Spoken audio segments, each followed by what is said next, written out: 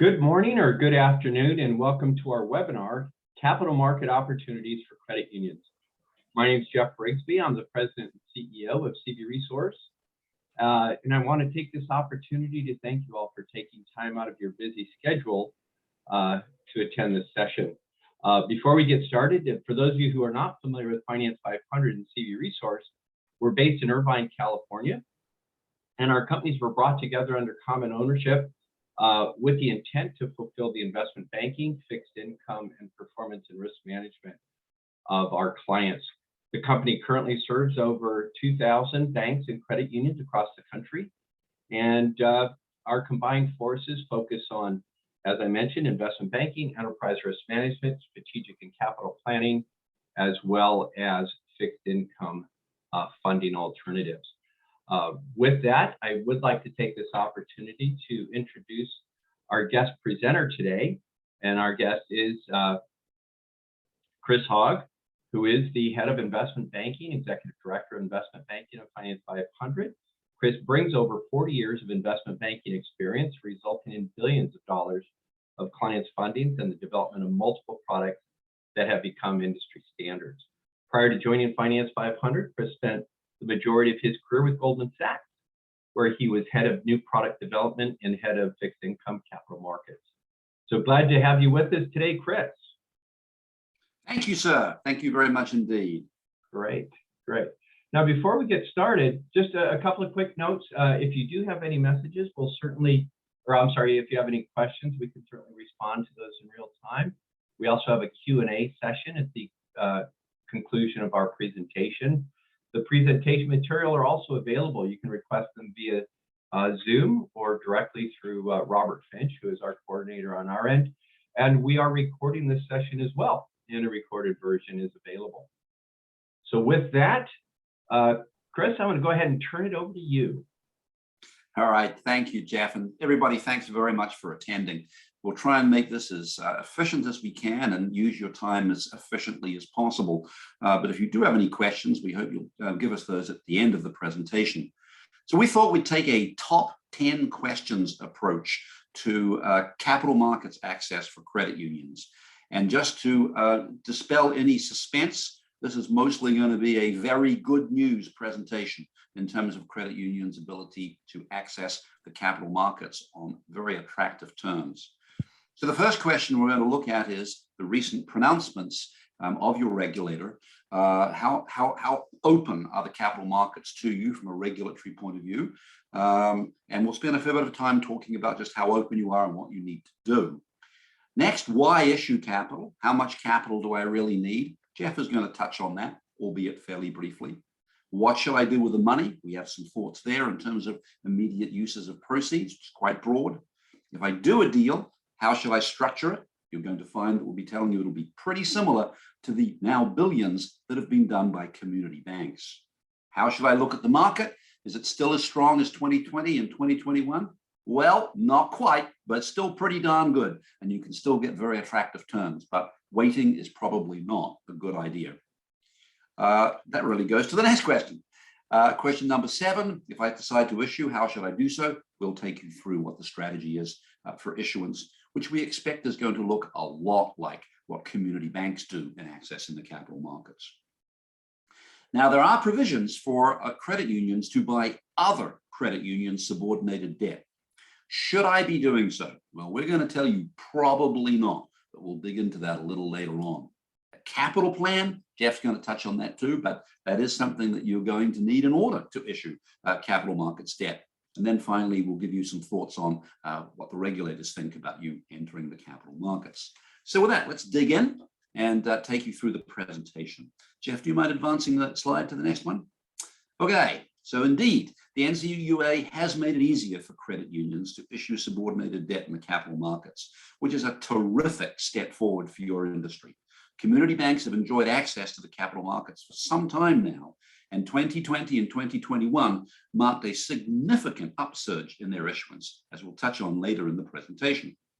It's not quite as easy for credit unions to enter the capital markets as it is for community banks.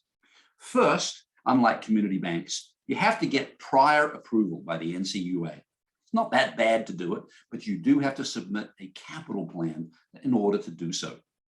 Also, credit union subordinated debt is actually more structurally subordinated than community bank subordinated debt. So it may well have a slightly higher coupon, but not that much higher. Don't be too concerned. Documentation for CU subordinated debt is also more extensive than is the case for community banks. But again, we think we can limit the impact of that from a legal cost point of view. Also, in our opinion, the market for credit union subordinated debt isn't as broad as it is for community banks. And that's because, again, in our opinion and that of our legal advisors, we think mostly credit unions are going to make the decision not to buy other credit unions' subordinated debt so that they can preserve for themselves the ability to be an issuer. Go to the next page, if you would, please, Jeff. So what's the good news? It's actually all pretty good news. There really remains very strong demand for credit union subordinated debt among insurers and money managers. And actually, insurance companies and money managers have been the mainstay of capital markets for banks, for finance companies, and for credit unions as well. So don't be concerned about will there be enough demand for my paper. There will be. And in fact, those two investor bases are eager for credit diversification away from community banks. Well, what about rates going up? Well, they have gone up, and it looks like they're going to go up more. So it's accurate to say it's best not to wait right now. But that said, make no mistake, rates are still at historically attractive levels. You can expect to get very attractive coupons for your subordinated debt if you act reasonably soon. I mentioned the structural issues and documentation issues. They're not helpful, but they won't matter that much. Don't be too concerned about it. Also, in terms of issuance protocols, you should expect them to be not that different from community banks, and you should expect the issuance process to be fairly painless and fairly efficient. So with that, Jeff, if you could advance to the next slide, please, sir. So why issue capital? So we look at it both on the offense side and on the defense side. On the offense side, rates are still attractive. Probably sensible to lock in capital if you think you're going to need it in terms of forward planning in the next few years. If you have high cost capital of any kind outstanding right now, may make some sense for you to replace that with what you can issue now. To the extent in your financial structure that you have any restrictive covenants, that also may make some sense for you to use capital markets debt with basically no covenants, but to take that out. On the other side, defense, looking at obviously the regulatory position, that change, looking forward in terms of your market position and so forth. Could that change? Should you place some defensive capital in place just in case? And we have seen on the community bank side both general reasons for issuance. We think that those factors are really not that different for community banks versus credit unions. Next slide, please, Jeff. Okay. Here's actually Jeff's slide. I get to talk a little bit, and really this just establishes the playing field, right? What are our capital requirements with or without issuing debt? Is we do have a pretty simple cap structure from a capital classification standpoint, and it's a little mixed, but if you're between 50 and 100 million or greater in assets, we have two conditions, right? We have our net worth ratio as well as our risk-based capital ratio. In a net worth, our well-capitalized status is 7% or greater, and on a risk-based capital basis, it's 10% or greater. We do have something that is under final review, which is the complex credit union leverage ratio. I'll address that in just a moment. But in either case, I mean, from a standard standpoint, you know, that 6 to 7% is the baseline minimum requirement that NCUA is looking for. But now with this new complex credit union leverage ratio, much like the community bank simplified leverage ratio, it allows you to target one ratio. Now, specifically, this is intended for credit unions of $500 million or larger. And if you choose to take advantage of that, in its first year, it's actually 9%. But as it phases in over time, it does top out, I believe, in 2024 at 10%. But that allows you to be sensitive to one single capital ratio. Back to you, Chris. Thanks, sir. Okay, so next slide. All right, so in terms of what you do with the money that you raise, of course, you may have actual strategic purposes, acquisitions or whatever it might be for immediate investment of the proceeds. But if you need to place the money somewhere in the meantime, there are actually quite a lot of alternatives available to you. Not going to be so much investing in other credit union debt, and we'll touch on that a bit more later on. But there are plenty of other alternatives, and those are alternatives that I am sure that many people listening right now are already well familiar with, whether that be mortgage-backed securities, whether that be munis, whether that be other capital markets debt. That's probably the big new point. We are actually seeing the Regulation D private market for capital markets debt grow significantly. Yes, it's new-ish for credit unions, although credit unions have already issued, as I'm sure you all well know. Finance companies are now able to access. We're actually in the market right now with a transaction for a larger real estate company. So the breadth of investment alternatives that are available to you now is actually quite impressive. So let's go to the next slide, Jeff, please. So the next slide is, okay, well, if I issue, what am I going to issue? So the answer really is subordinated debt. And the answer is that it makes sense for you to issue the same type of subordinated debt that's become the staple for community banks, and for that matter, most banks in the United States. And you're just going to love the acronyms here, everyone, if you're not already familiar with them. But 10 non-call 5 F2F subordinated debt is the standard. What does that mean? Well, it's kind of explained in the second bullet point. All it is the general structure, the base structure, is an instrument that has a 10-year final maturity, but that is callable at par in year 5, when the rate flips from actually being a fixed rate to a floating rate. And that instrument is designed to avoid capital amortization. And here's the point. If you issue subordinated debt, whether you're a credit union or whether you're a bank, that subordinated debt is going to amortize as capital 20% a year once you're within 5 years of legal maturity. So we create a call in year 5 and enable you to get out of the debt before amortization kicks in. It's as simple as that. The structure is well accepted in the market and well accepted by the regulators. And it is the lowest cost means of raising subordinated debt capital. I expect that is what credit unions will be doing, just as has been the case for community banks. There are abilities, the third bullet point, to actually have multiple maturities if you wanted, or just longer maturities, 12 non-call 7, 15 non-call 10, just as long as you can call the transaction 5 years before we actually confront legal maturity. So I mentioned that there were some things that were less investor friendly for for credit union subordinated debt.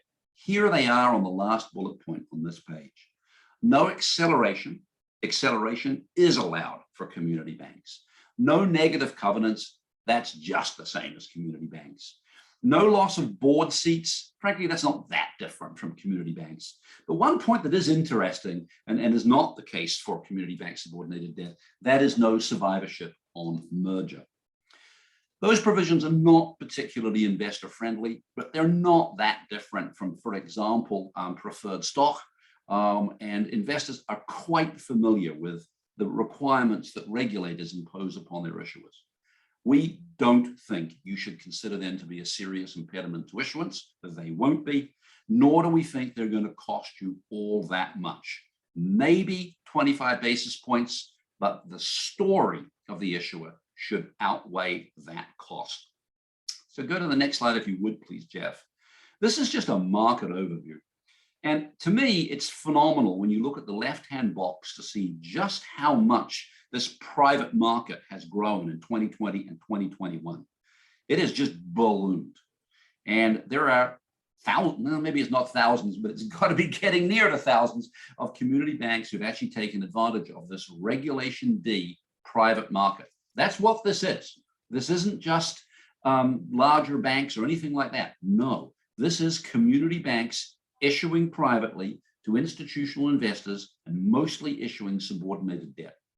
So rest assured, there is a very significant market for this product, and it has grown significantly in the last 2 years when rates were at all-time lows, spreads were at all-time tights, and investors were very focused indeed on credit quality more than they were focused on deal size. And you'll see that on the next slide, if you don't mind moving to that now, Jeff, where you actually, we experienced a phenomenon over the last couple of years where smaller was in some ways even better, or at least as good.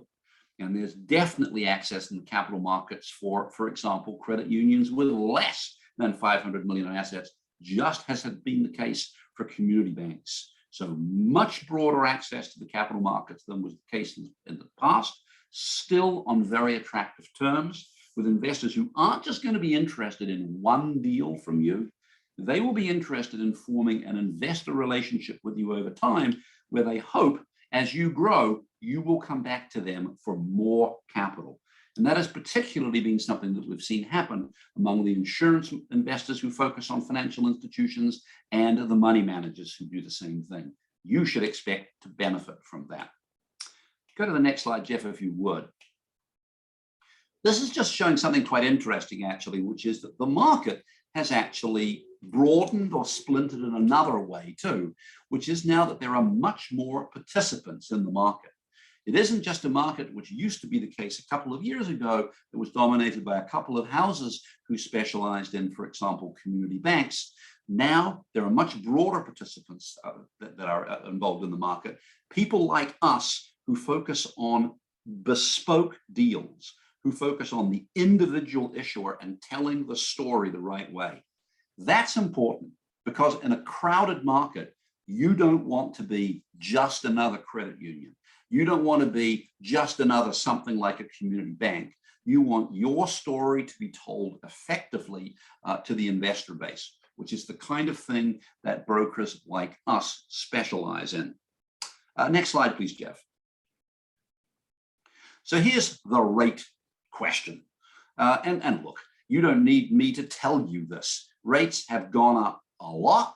It looks like they'll go up more. There's a bid and an ask between how many more rate increases we're going to see from the regulators, from the Fed, but it sure doesn't feel like we're in an environment where rates are going to go back down anytime soon. Some of the good news, though, is that actually spreads are still quite attractive, which shows that demand is remaining strong, notwithstanding rates going up, which is what you'd expect. Now investors are being paid a little more for investing in capital. Next slide.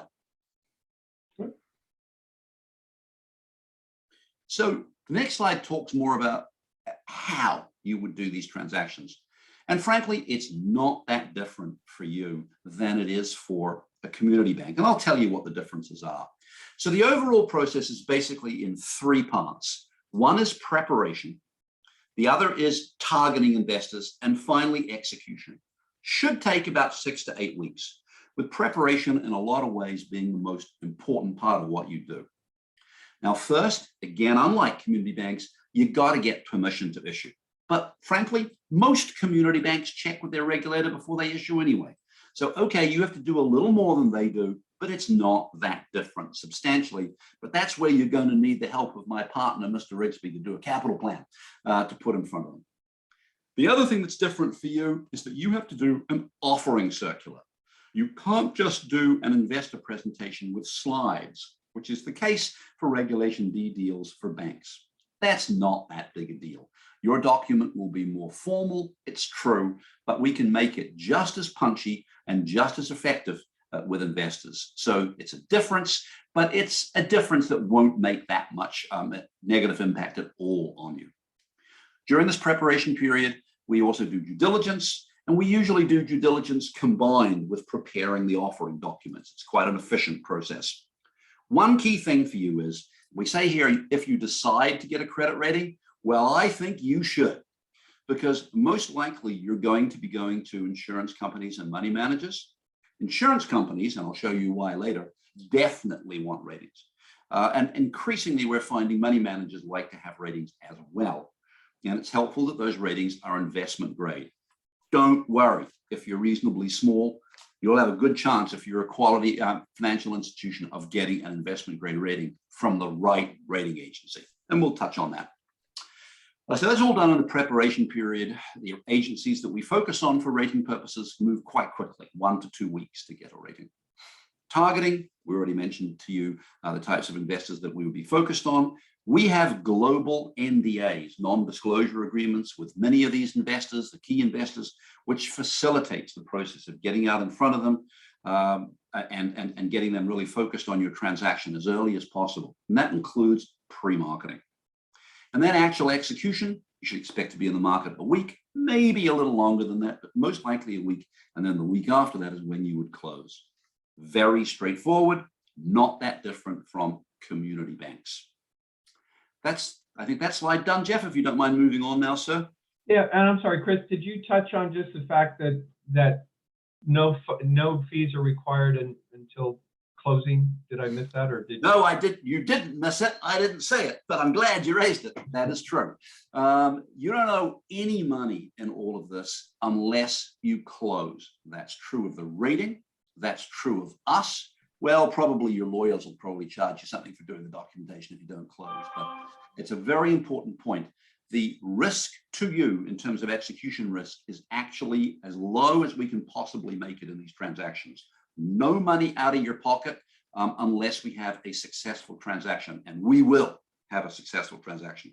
A couple of other points you prompted me by your question, which I appreciate, Jeff, is that this is a confidential process. Everything is protected by an NDA, a non-disclosure agreement, whether we use a global one, whether we use a deal-specific one, so that you're going into the market and so forth will only become public if you choose for it to become public. And I think that's quite an important point as well. So thank you, Jeff, for having me pause there. That's helpful. And actually, Chris, we have another question along these lines. Under Reg D, understanding that these are accredited investors, and I don't know if we have this in our knowledge base, but you know, can a member, so if a member is an accredited investor, a member of the credit union, a shareholder, a borrower, not a shareholder, but a share depositor. So in other words, can a member of the credit union be an investor in this instrument? Well, if that member is a person, then we tend not to sell our transactions to even high net worth retail. And that's pretty much market standard. We tend not to do that. We tend to focus on institutional buyers. If that member is an institution or just a corporation, and that corporate entity is an accredited investor, then absolutely they should be able to buy. Very good. Again, thank you for those questions. I appreciate them. So the next slide does talk about ratings. And again, you're going to find that ratings are probably going to be more important for you than they are for community banks. If you look at the community bank market right now, you actually see them not using ratings all that often because, frankly, other community banks are probably the largest single buyer base for community bank subordinated debt. Again, previewing a point we'll make a bit more later on, that's probably not going to be the case for credit unions. So for you, getting a credit rating is probably going to make sense. Don't worry, it's not that big a deal to do it. There are really two relevant credit ratings for you, rating agencies for you. The one that's probably most relevant is Egan-Jones. They're the most flexible for smaller financial issuers. It says bank issuers here. Well, that applies to credit union issuers too, I can assure you. They're very focused on getting to work with credit unions. They produce ratings very quickly. And this is true for both them and the larger rating agency, Kroll, which tends to do larger issuers. They too are focused on getting you a rating without financial obligation unless and until you close. It's a fully confidential process. And these ratings are, let's actually go to the next slide because it touches on the point I want to make. These ratings are fully acceptable to the investors. The key point is, and sorry for all these acronyms, we already did F2F for subordinated debt. I got another one for you now, which is NAIC, the National Association of Insurance Commissioners. So the NAIC sets the amount of capital that insurance investors must post against their investments. If the investments, you can see here on the box at the bottom here, highlighted in blue, if the investments are investment grade rated, then you will see that the amount of capital that has to be posted against them is materially reduced.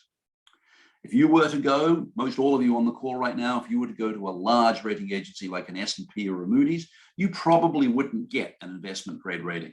But if you go to these specialist rating agencies, Egan-Jones or Kroll, you probably will. By the way, that's part of our process to work with the rating agencies to get you the best possible rating that we can. And again, no cost to you. It's part of the service. You only pay when you're successfully issued. See, Jeff, you prompt me on something and man, I can't let it go. So that's why a rating is helpful to you, but fortunately, it's pretty easy to get. Okay, next slide. So this is the slide that I've hinted at more than once during this presentation, which is, can we buy other credit unions' subordinated debt? Well, the answer is yes. And there it is in the small print on the page. But even though the answer is yes, from a practical point of view, we would suggest, as would our legal advisors, that the answer is really no from a practical point of view. The NCUA takes a different position on cross ownership of capital than is the case for bank regulators.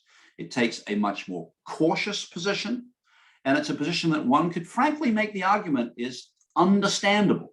Banks should not be supporting each other in terms of capital. Other types of investors should be doing that. So the bottom line is, if you invest in other credit union subordinated debt, you're not going to be able to issue subordinated debt, and vice versa. If you issue, you can't buy from a practical point of view. We would suggest that that means, even though you could make the decision to go ahead and buy other credit union subordinated debt, who knows what happens in the future in terms of your own desire to issue subordinated debt and so forth. We'd respectfully submit that restricting yourself from that kind of flexibility is probably not worth it, but that will be a decision that each individual CU will make for itself. But that's the regulatory landscape. Next slide, please. Now it's you, sir. I guess it's to me. Well, as Chris mentioned earlier, in the preparation phase of issuing subdebt is receiving NCUA approval. So just a little bit about the characteristics of a well-crafted capital plan. And to be honest with you, having a good capital plan in place, whether you're issuing debt or not, is good business, especially if you're looking at either an above appetite for growth or performance to better serve your members. But some of the key elements of a well-crafted capital plan is, first and foremost, it will comply with NCUA's guidance regarding debt issuance. And when you think about what goes into a capital plan, and I'll speak to this in terms of benefits. First and foremost, your capital plan is linked to your strategy. So if your strategy is your intent or your direct course of action, then your capital plan is the vehicle in which you determine the adequacy of your capital position in order to achieve that strategy. So one of the reasons NCUA wants to see your capital plan is to determine if your performance or your target from a strategic standpoint is aligned. So first and foremost, the capital plan is linked to your strategy. Some of the additional benefits beyond just getting approval for issuing debt is part of a capital plan is conducting a risk assessment on the credit union that really gets into establishing what your risk profile looks like. And when you think about your risk profile, the key elements you want to consider in that regard is primarily key risk categories. It would include your credit risk profile. It would include interest rate risk and liquidity risk. It would include operational risk. It would include compliance risk. And certainly it would include strategic risk. So those would be the key elements. And your profile will include things like your inherent risk by those category conditions. It would look at your adequacy of risk management, your residual or composite risk, and directional risk. So not only is it now serving kind of a nice capital planning purpose, but it also provides a good vehicle for both board and regulatory reporting purposes. Additionally, what a capital plan does, and this is kind of a couple of these slide captures here, it's about looking forward and looking at conditions that may potentially adversely impact capital. And it's not just about like you would go through in your ALCO exercise where you may stress capital or you may stress interest rates. Capital plans, you want to stress it over the period or the horizon of the plan itself. And here's two good examples as far as these two screen captures that looks at both your net worth ratio as well as your total risk-based capital and says, okay, under our base case, what does my capital position look like over the planning horizon? And you can see it's both trend charts are tied to well-capitalized status, right? So you're looking at a base case, then an adverse case, and then a severely adverse case. The question your capital plan wants to answer is under any of those three conditions, how does our capital perform, if you will, or how do we perform, and is our capital adequate? And then lastly, a good capital plan provides something we would regard as a contingency plan. And what that contingency plan does is two things. Number one, it's going to articulate specific key risk indicators that show what your tolerance for risk levels are. And if those triggers were to be triggered, what might you do? So the second part of a contingency plan is what would I do under various risk stress conditions? In other words, if my capital is at risk, will I do certain things to pull back? Do I either reduce my growth intent? Do I readjust my balance sheet composition? Do I do other things in order to preserve the strength of my capital position? So in short, as it relates to issuing debt, do I need a capital plan? You do. More importantly, is it useful to have whether you're issuing debt or not? I would say it is. It's an ideal vehicle for a management tool, for board communication, as well as regulatory reporting. Back to you, Chris. Thank you, sir. Okay, so I'm bringing it home now, and then I'm going to hand it back to Jeff when I'm finished with this slide. So here is the bottom line. The bottom line is it's a little more difficult for credit unions to issue into the capital markets than it is for community banks. But those difficulties are really not that significant. If you are properly guided, and we certainly volunteer to do that, you're going to find that the issuance process will be very straightforward. You're going to find it's not that different than is the case for community banks. And you're going to find that your execution is going to be pretty close to what your community bank competitors have been able to experience over the last couple of years. So the news is mostly very good. You should absolutely expect relatively straightforward and easy capital markets access. The legal requirements are fairly straightforward. And most importantly, rates are still attractive, but the trend is not your friend. You are genuinely in a situation now where it is better to move sooner rather than later. So with that, Jeff, I'll hand it back to you, sir. Great. Now we'd just like to take a moment, and I have been collecting a couple of questions that have come through to me as you've been speaking, Chris. So we'll go ahead, and while we respond to these, if anybody else wants to instant message a question, please feel free to do so. One of the questions was, can you further elaborate or expand a little bit on these potential investors or buyers? Sure. That's the question. So I'll post it as that. Okay, no, I think it's a great question, because insurance companies and money managers come in all shapes and sizes. And very large insurance companies or very large money managers are not necessarily going to be that focused on buying fairly small issuances from credit unions. The good news, however, is that medium-sized and even upper medium-sized and smaller insurance companies and money managers very definitely are focused on buying smaller financial institutions or mid-sized financial institutions. In fact, they would prefer to do so because their thinking is as follows. I don't really understand the balance sheets of major financial institutions and their off-balance sheet exposures.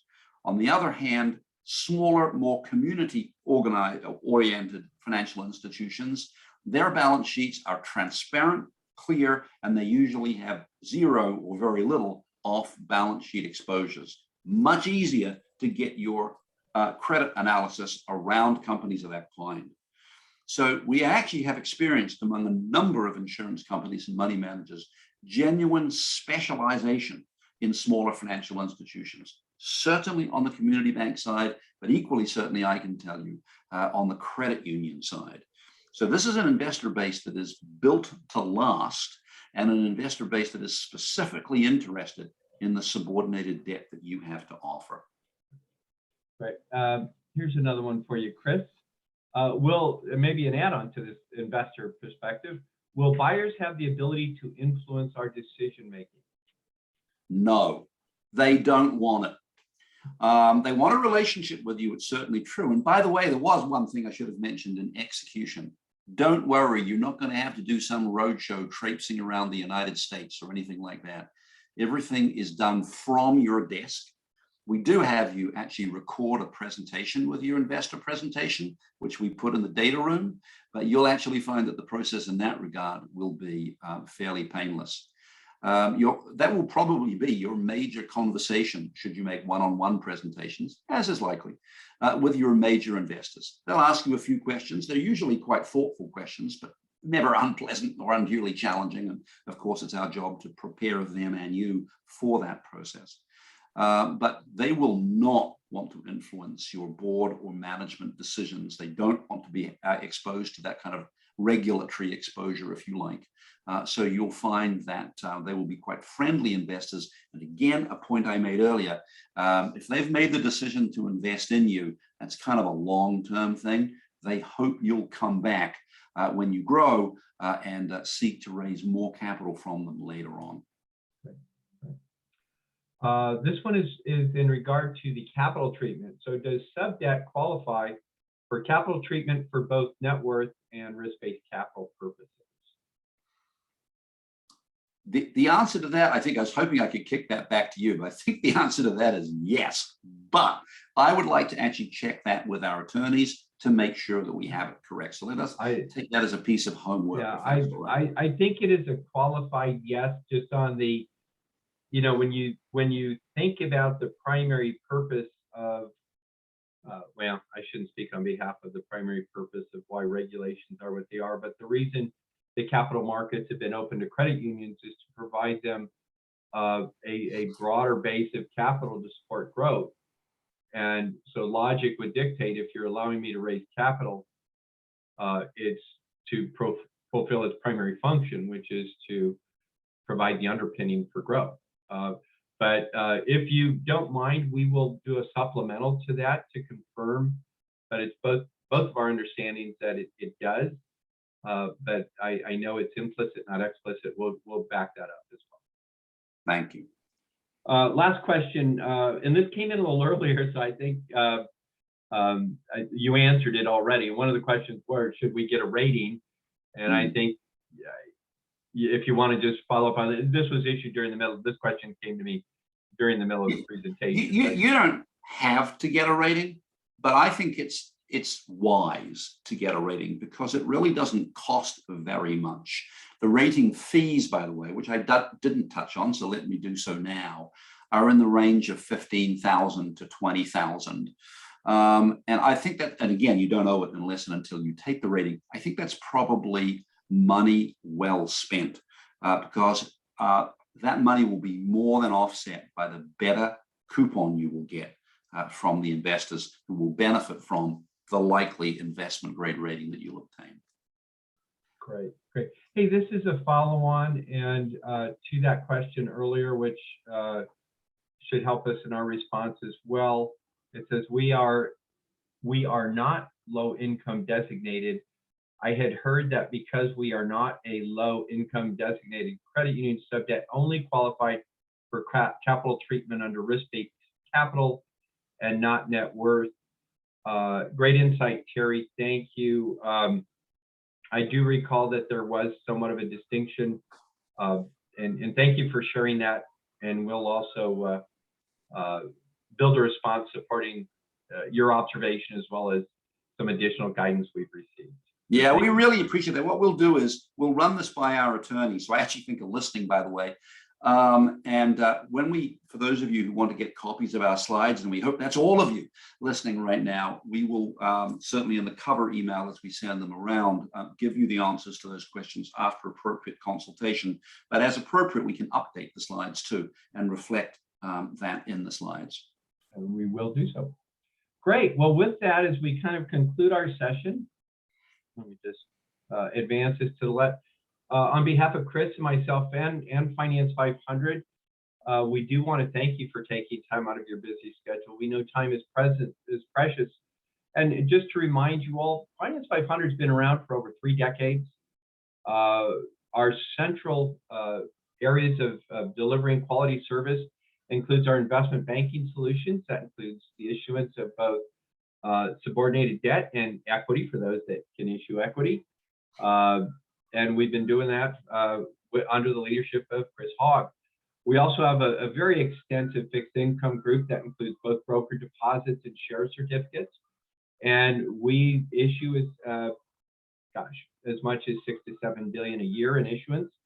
And then we have our risk management group, which is led by myself. And our focus is primarily helping our credit union and community bank clients really integrate both their performance and risk-based priorities in a synchronized manner to support optimal performance, to support community development initiatives, and to overall build a sustainable, high-impact organization. We do want to encourage you to reach out to us for support in any one of these areas and learn more about how we are specifically helping our credit union clients build sustainable, high-impact organizations. On behalf of Chris and myself in the Finance 500 company, we thank you for taking time out of your busy schedule to join us. All the best. Oh, and final reminder, yes, if you'd like a recording or the presentation, by all means, shoot us a note and we'll get them off to you. Thank you. Thank you.